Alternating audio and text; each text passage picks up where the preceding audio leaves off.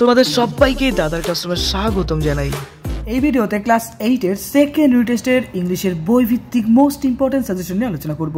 তোমাদের ক্লাস 8 এ second unit টেস্টে listen number 5, listen number 6, listen number 7 এবং লিসেন নাম্বার 8 পরীক্ষাতে রয়েছে, তবে স্কুল ভিত্তিক সিলেবাস চেঞ্জ হতে পারে। চলো লিসেন নাম্বার 5 দেখো, প্রিন্সেস সেপ্টেম্বর, পেজ নাম্বার 40 বের করো। পরীক্ষাতে সাধারণত এখান থেকে কিছু লাইন তুলে দেবে যাকে আমরা বলি প্যাসেজ। এবার সেই প্যাসেজ সংক্রান্ত কিছু প্রশ্ন থাকবে, সেগুলো আমাদের সলভ করতে হবে, যেটাকে আমরা বলি সিন। ওকে, এবার চলো এক্সারসাইজে চলে এসো।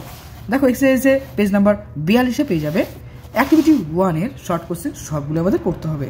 টিক দ্য কারেক্ট অল্টারনেটিভ, তার মানে হচ্ছে এখানে অনেকগুলো অপশন রয়েছে, তার মধ্যে কোনটা সঠিক সেটা আমাদের লিখতে হবে। দেখো এখানে লেখা আছে when the little bird hop into princess September's room she was. এখানে একটা সুন্দর টেকনিক আছে, চলো টেকনিকটা আমরা ফলো করব। এই লাইনটা আমরা প্যাসেজে খুঁজবো যে কোথায় আছে। তার আগে অপশনগুলো দেখে দাও। দেখো clapping her hands, crying alone, sleeping in her bed. Page number 40 দেখো লেখা আছে উইপিং অ্যালোন, মানে কান্না করছে লেখা কি, তাই না? এখানে দেখো অপশন কিন্তু তাই মিলল, অর্থাৎ বি নাম্বার মিলছে। একই রকম দেখো the little bird first on the 40 পৃষ্ঠার নিচের দিকে দেখো লেখা আছে, দেখো first finger of her right hand so that it serve as a park. এইভাবে কিন্তু তোমরা খুঁজতে পারো। নেক্সট দেখো 3 এর উত্তর হবে বি নাম্বার, তারপর 4 এর উত্তর হবে সি নাম্বার। এবার অ্যাক্টিভিটি 2 এর কারেক্ট অল্টারনেটিভ এই প্রশ্নগুলো এখন একটু কমই আসে, তবে তুমি প্র্যাকটিস করে রেখো। পেজ নাম্বার 44 বের করো। এখানকার মোস্ট ইম্পর্টেন্ট অ্যাক্টিভিটি 4 এর সবগুলো ইম্পর্টেন্ট রয়েছে।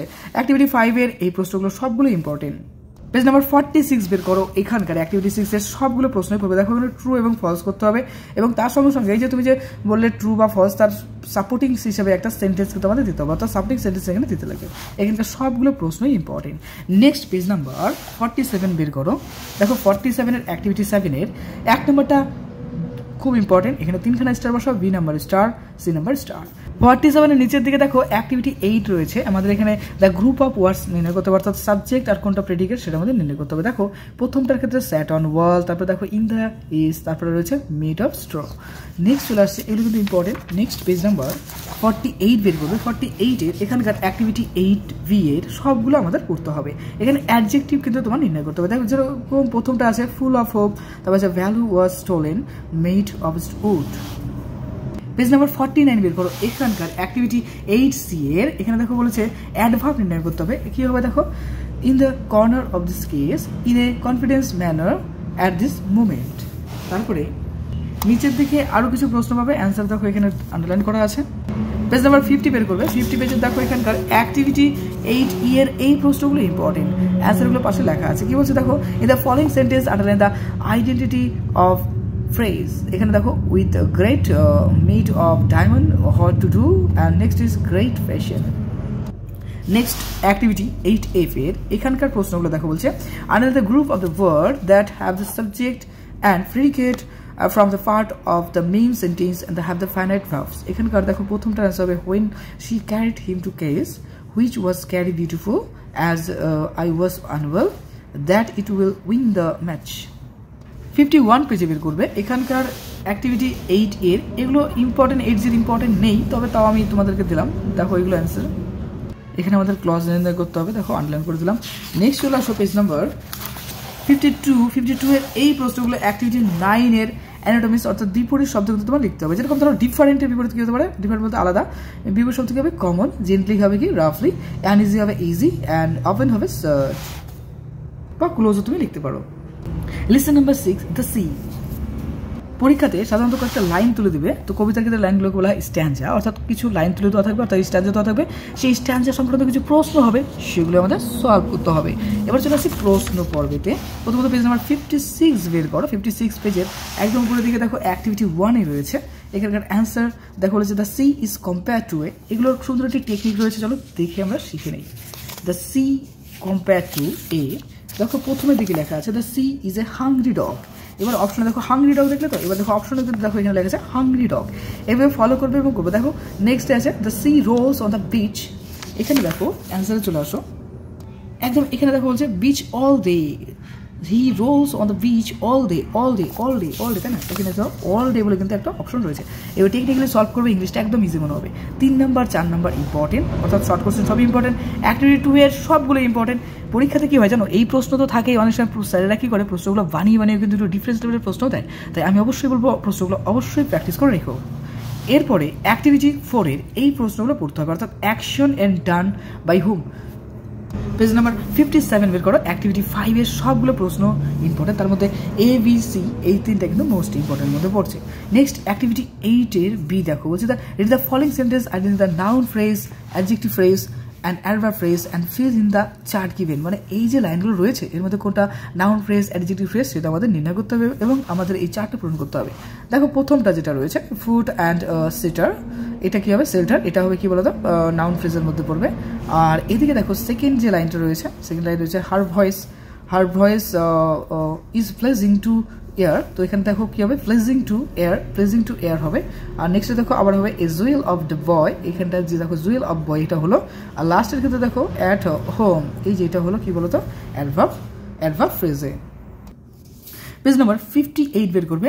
6Cর সব প্রশ্নগুলো ইম্পর্টেন্ট রয়েছে। মেইন এবং প্রিন্সিপাল ক্লোজ আমাদের নির্ণয় করতে হবে, অর্থাৎ এই যে লাইনটা রয়েছে এর মধ্যে কোনটা মেইন ক্লোজ কোনটা প্রিন্সিপাল ক্লোজ সেটা লিখতে হবে। দেখো যেরকম ধরো I know a man who is a doctor, তুমি এই হু থেকে বাদ দাও, তাহলে আমাদের কি পড়ে থাকছে দেখো সামনের দিকে আই নো এ ম্যান, তো লিখলাম আই নো এ ম্যান, এটা হচ্ছে মেইন ক্লোজ।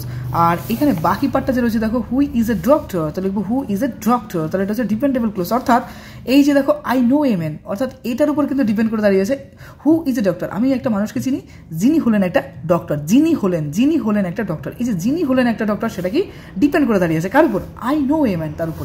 একই রকম ভাবে দেখো টেল মি, এখানে টেল মিটা হলো মেন, আর বাকি পার্টটা যে রয়েছে দেখো এখানে কি রয়েছে হু ওপেন ডোর, আমি দেখো এখানে বলবো টেল মি আমাকে বলো, এই যে হু open the door. Next she is the girl, এই দেখো শি ইজ দ্য গার্ল, আর বাকি যে হুর পরেরটা সেটা কি হবে, এটা হবে ডিপেন্ডেবল ক্লোজ। একই রকম we shall stay at home if it rains, আমরা বলবো we shall stay at home, বাকিটা কি হবে if it's rain. Next activity 7 এর কি বলছে দেখো, এখানে মিনিংফুল সেন্টেন্স আমাদের তৈরি করতে হবে, অর্থাৎ এই যে ওয়ার্ডগুলো রয়েছে সেগুলোতে বাক্য রচনা করতে হবে। Zain most Dune quite. 59 পেজের ইম্পর্টেন্ট প্রশ্ন দেখো 8A, write a story in about 80 word using the following hints, মানে এই হিন্টসের উপর ভিত্তি করে আমাদের একটা সুন্দর গল্প লিখতে হবে। ওকে, অ্যাক্টিভিটি 8B এবং পোস্টার মেকিং এর ক্ষেত্রে অনেক সময় কিন্তু প্রশ্ন দেয় একটা, তাই না, প্যারাগ্রাফ টাইপস একটা লিখতে লাগে, তো কীভাবে আমরা পোস্টার মেকিং করবো তার হিন্টস এখানে দেওয়া আছে, সুন্দর করে সেটা আমাদের বানিয়ে লিখতে হবে। এটাও কিন্তু খুব ইম্পর্টেন্ট একটা প্রশ্ন। হ্যাঁ, এটা এই ক্ষেত্রে পোস্টার মেকিংয়ের বদলে কিন্তু অন্য কিছু দিতে পারে, বুঝতে পারছো তো। চলো নেক্সট আমরা পড়বো লেসন নাম্বার 7 এ কিংস টেল। পরীক্ষাতে কী হবে, এখান থেকে কিছু লাইন তুলে দেবে এবং সেই লাইন সংক্রান্ত কিছু প্রশ্ন থাকবে, সেগুলো আমাদের সলভ করতে হবে। পেজ নাম্বার 61 বের করো। 61 দেখো অ্যাক্টিভিটি 1 এর কিছু প্রশ্ন। দেখো প্রথমের যে প্রশ্ন রয়েছে যে টিক দ্য কারেক্ট অর্ডার, অর্থাৎ এখানে অনেকগুলো অপশন রয়েছে, তার মধ্যে কোনটা সঠিক সেটা আমাদের লিখতে হবে। এই প্রশ্নগুলো এখান থেকে দেয়, অনেক সময় কিন্তু বানিয়েও দেয়, তার জন্য ভালো করে প্র্যাকটিস করে রেখো। অ্যাক্টিভিটি 1 এর সবগুলো প্রশ্ন ইম্পর্টেন্ট। নেক্সট পেজ নাম্বার বের করবে 64 পেজের অ্যাক্টিভিটি 4, অ্যাক্টিভিটি 5 এর এই প্রশ্নগুলো আমাদের ইম্পর্টেন্ট রয়েছে, অবশ্যই প্র্যাকটিস করবে। 66 পেজের অ্যাক্টিভিটি 6 এবং অ্যাক্টিভিটি 7 এর এই দেখো ABC, 7 এর শুধুমাত্র ABC ইম্পর্টেন্ট রয়েছে। নেক্সট পেজ নাম্বার 67 অর্থাৎ 67 পেজ বের করবে। এখানকার অ্যাক্টিভিটি 8 এর সবগুলো প্রশ্ন কি বলেছে দেখো, in the following sentence underline the group of word that do the work of the an adjective, এখানে অ্যাডজেক্টিভ পার্টটা আমাদের নির্ণয় করতে হবে। দেখো which is made of gold, তারপরে কিছু the power that was stony, who is very helpful. Next activity 8 এর বি এর অ্যান্সারগুলো এখানে দেওয়া আছে, যদিও ইম্পর্টেন্ট কম, দেখে রাখতে পারো। পেজ নাম্বার 68 দেখো 8C এর অ্যান্সারগুলো এখানে করে দেওয়া আছে, ইম্পর্টেন্ট কম, দেখে রাখতে পারো। অ্যাক্টিভিটি 8D এর এই প্রশ্নগুলো ইম্পর্টেন্ট রয়েছে। দেখো হুম এভরিওয়ান অ্যাডমায়ার্ড, এটা কি হবে অ্যাডজেক্টিভ হবে। তারপর দেখো that my uncle will visit me, এখানে নাউন হবে। এই যে এই প্রশ্নগুলো ইম্পর্টেন্ট হচ্ছে, অবশ্যই দেখে রেখো।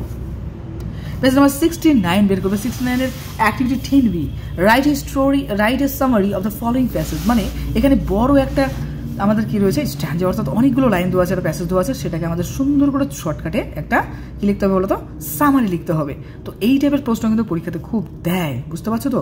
তো অনেক বড় একটা জিনিস থাকবে, সেটাকে শর্টকাটে আমাদের লিখতে হবে। Lesson number 8 the happy Prince, এখানকার ক্ষেত্রে কি হবে, কয়েকটা লাইন পরীক্ষায় তুলে দেবে এবং সেই লাইন থেকে কিছু প্রশ্ন হবে, সেটা আমাদের সলভ করতে হবে, যাকে আমরা সিন বলি।